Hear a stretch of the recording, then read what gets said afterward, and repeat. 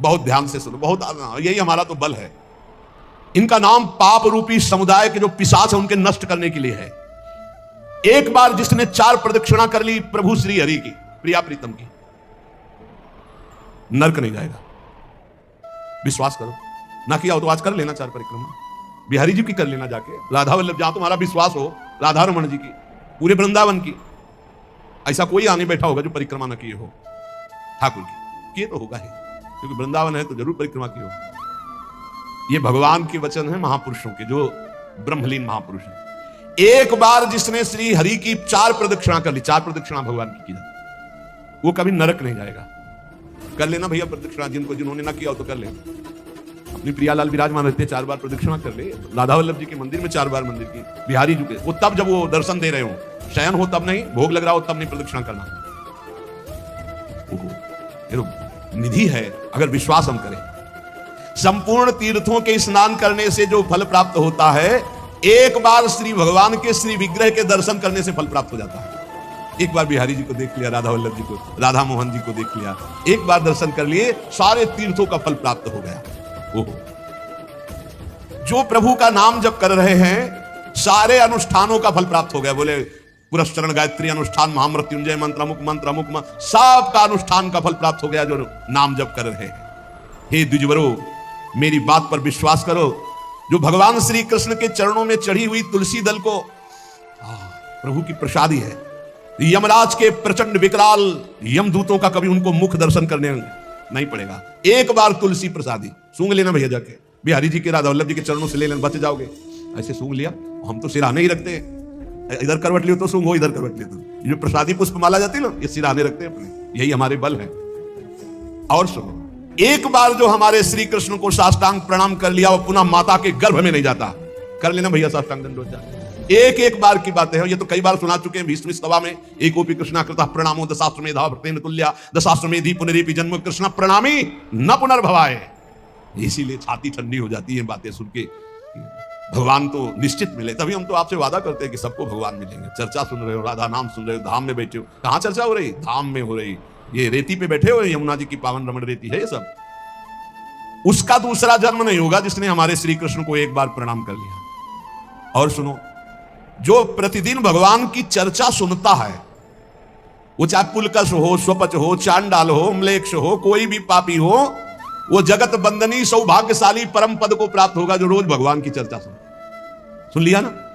हे गर्व में रहो कि हमें तो भगवान ने कितना सौभाग्य दिया है। जो पुण्यात्मा भगवान के भक्तों का संग करता है तो उसकी बात ही क्या है। भगवान श्री हरि के भक्तों का संग करने वाले को कभी गर्भवास का दुख नहीं भोगना पड़ता। और सुनो, 4 लोग जहां खड़े हैं उनके बीच में जो भगवान नाम कीर्तन करता है, राधा राधा हरि राम कृष्ण हरि राम कृष्ण हरि, वो गंगा आदि पवित्र नदियां इंतजार करती कि वो कभी आकर अपने चरण हम पे स्पर्श करा दे तो हम निष्पाप हो जाए। वो समस्त संसार को पावन करने वाला भक्त होता है जो समाज में नाम कीर्तन करता है, दिखावे के लिए नहीं, भगवती यश के लिए। हम भगवान का यश सबके कानों में सुना रहे हैं जिससे सबका मंगल हो। जो भगवान का नाम कीर्तन करता है, उसका दर्शन, उसका स्पर्श, उससे वार्तालाप करने से ब्रह्म हत्या जैसे पापों से मुक्ति मिल जाती है। जो नाम कीर्तन करते हैं, भगवत यश में डूबे रहते हैं, ऐसे संतों के, ऐसे भक्तों के दर्शन से, संभाषण से, स्पर्श से ब्रह्म हत्या जैसा पातक नष्ट हो जाता है। इसमें तनिक भी संदेह नहीं करना। जो करताल बजाते हुए भगवान का नाम कीर्तन करते हैं, भगवान के लीलाओं के पद गायन करते हैं, बड़े से बड़े महापाप भी भस्म हो जाते हैं। ये संगीत सबके पास है।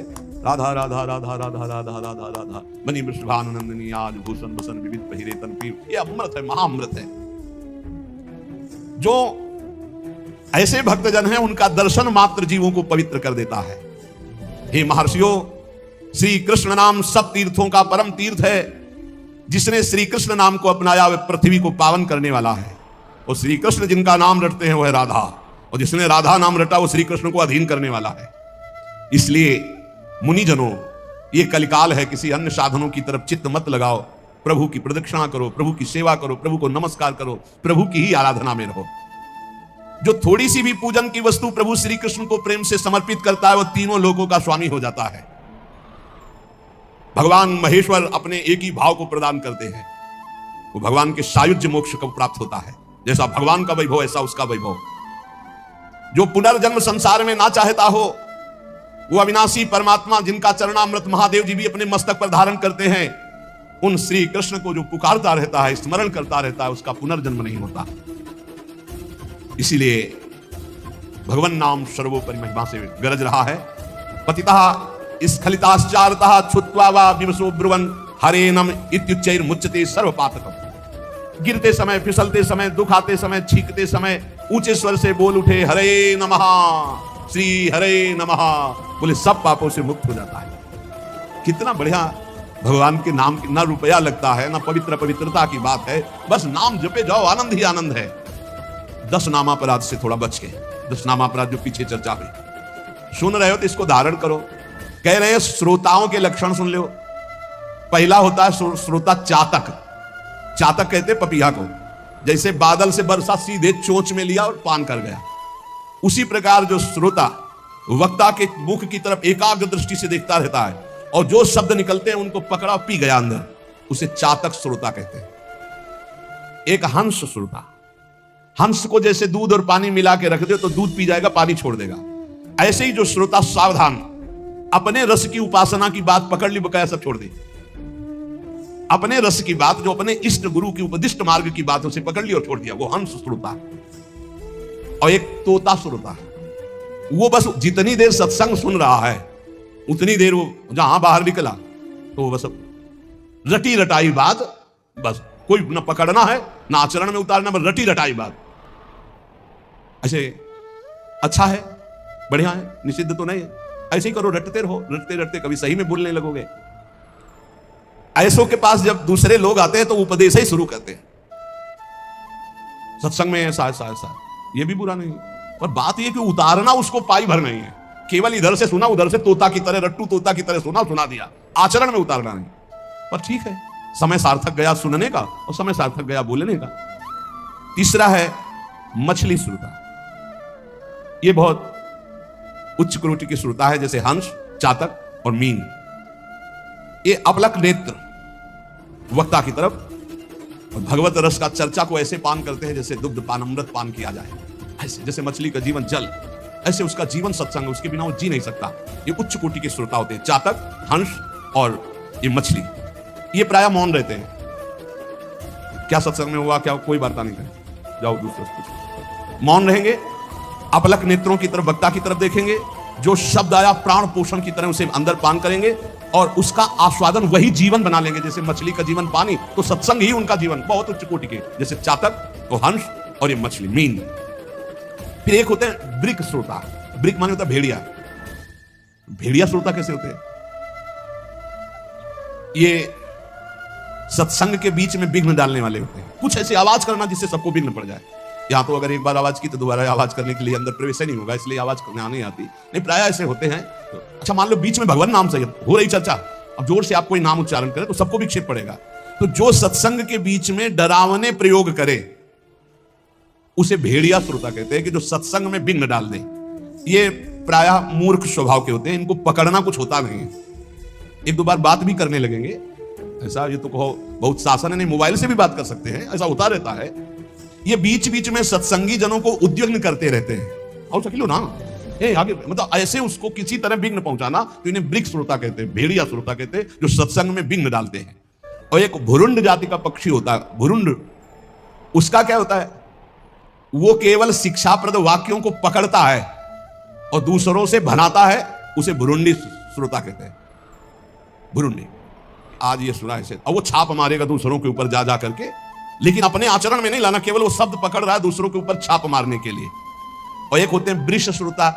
वृष कहते हैं बैल को, कि उसके सामने चाहे मीठी बात हो, चाहे अंगूर डालो, चाहे भूस डालो, उसको खाने से मतलब है। तुम संसार की बात कहो, प्रपंच की बात कहो, भोग की बात कहो, कृष्ण की बात कहो, राम की बात कहो, केवल सुनने से मतलब है। उसको कोई मतलब नहीं कि किसकी चर्चा हो रही। ये बैल श्रोता होते हैं। जैसे बैल है, अंगूर डालो, चाहे भूस डालो, चाहे, तो उसको खाने से मतलब, वो सुन रहा है। हंस श्रोता अलग चीज है, वृष श्रोता। फिर ऊंट श्रोता, उष्ट। ये क्या होता है? अच्छी बात को छोड़ करके ये कांटे वाली चीजें खाना पसंद करता है। ऊंट जो है ना, बंबूल, सब ऐसे, नीम, बंबूल ऐसे। तो जो उष्ट प्रकार के ऐसे स्वभाव वाले श्रोता होते हैं, वो विपरीत बातें पकड़ते हैं, मतलब हर बात का विपरीत अर्थ लेकर के उसको प्रचार प्रसार करना। तो ये उल्टी बात पकड़ते हैं, ये उल्टी बात पकड़ कर संसारियों को भ्रम में डालते हैं। मैं सुन के आया कुछ नहीं, कई तरह की ऐसी बातें। और एक होते दरिद्री श्रोता, बहुतायत होती है। तो भक्ति महारानी ज्ञान और वैराग्य सब सभा में आते हैं महात्मा, तो दरिद्रता भी आती है कि हमको भी तो जगह मिलनी चाहिए। तो उसको जानते हो कहां जगह दी गई? दरिद्री श्रोता के पास। कौन दरिद्री श्रोता है? रात भर सोता है, फिर सत्संग में आके श्रोता नहीं, फिर भी सोता है। बोले है तो श्रोता पर रहता है सोता। कैसे सोता है? दलिद्र, जो दलिद्रता होती है वो टहलती है।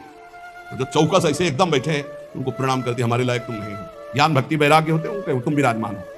वो देखती कि कोई हमें तो बुलावे, तो जाकर